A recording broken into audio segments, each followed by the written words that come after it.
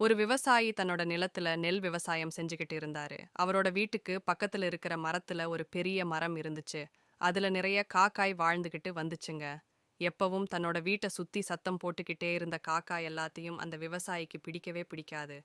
இருந்தாலும் தன்னோட வீட்டுல இருந்த பழைய சாப்பாடு, தனியங்கள்னு காக்கைகளுக்கு சாப்பிட கொடுப்பாரு. ஒரு நாள் அவரோட விவசாய நிலத்துக்கு நிறைய வெட்டு கிளிகள் வந்துச்சுங்க. அதுங்க நிறைய தானியங்கள் மண்ணும் இல்லாம பயிர்களையே தின்னு தீர்க்க ஆரம்பிச்சுச்சுங்க. அதை பார்த்த விவசாயி ரொம்ப வருத்தப்பட்டாரு. எவ்வளவு கஷ்டப்பட்டாவது இந்த வெட்டுக்கிளிகளை துரத்தணும்னு முயற்சி செஞ்சாரு.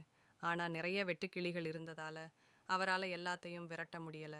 ரொம்ப வருத்தப்பட்ட விவசாயி ஒண்ணுமே செய்ய முடியாம வருத்தத்துல அங்கேயே உட்காந்து தன்னோட நெல் பயிர்களை வெட்டு கிளிகள் தின்னு நாசமாக்குறத பார்த்துக்கிட்டு இருந்தாரு.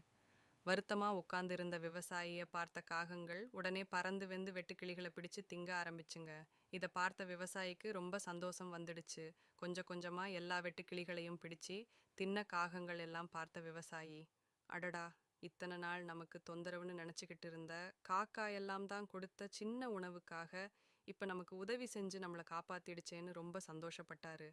அன்னையிலிருந்து காக்காவோட சேர்ந்து தன்னோட வாழ்க்கைய வாழ ஆரம்பிச்சாரு அவரு.